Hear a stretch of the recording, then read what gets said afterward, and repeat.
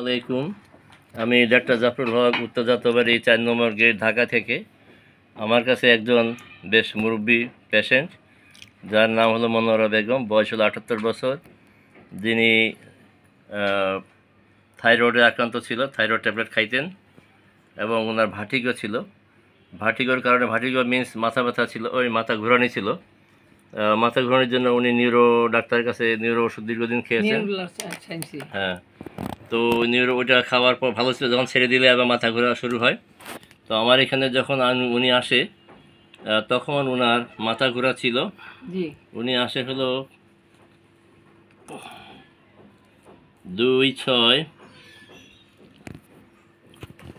ওনাকে মাত্র 2বার ওষুধ দেওয়া হয়েছে। মাথা ঘোরার ওষুধ একবার না, ওষুধ আমি 2বার দিছি, সব মিলে 2বার দিছি। তো যাই হোক, উনি আমার এখানে আসার পরে এখন আর থাইরয়েডের ট্যাবলেট খান না। তো আল্লাহর অশেষ রহমতে এই ওষুধের উছিলায় ওনার মাথা ঘোরা ভালো হয়ে গেছে, প্রেশারও পুরোপুরি কন্ট্রোল। তো আমি এখন মনোয়ারা আপার সঙ্গে কথা বলবো। উনি ওষুধ খেয়ে উনি কি আরাম পেলেন, আর কি সমস্যা ছিল।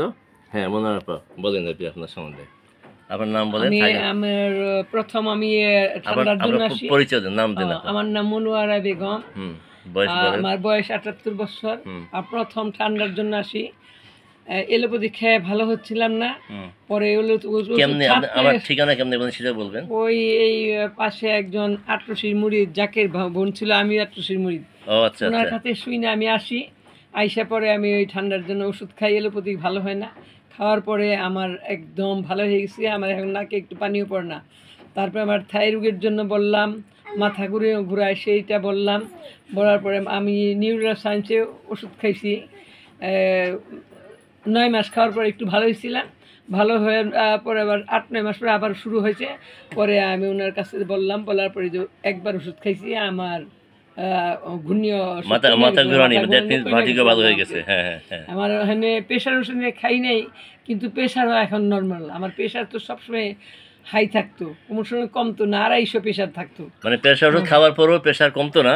এখন আল্লাহর অশেষ রহমতে এই হোমিওপ্যাথি ওষুধের ওসিলায় প্রেশার ওষুধ না খেয়ে উনি ভালো আছেন। ভালো আছি। এলোপ্যাথি, এই ডায়াবেটিস নরমাল। আমার রোগের কথা বইলার শেষ নেই, আমার অনেক রোগ, 10-12টা রোগ।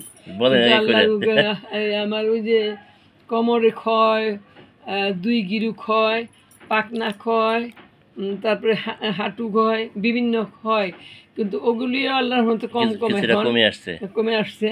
আল্লাহর মতো এখন সব দিক দিয়ে আমি উপকার পারতেছি আল্লাহর মতো। এই তো আমি সব দিক দিয়ে ভালো আছি এখন।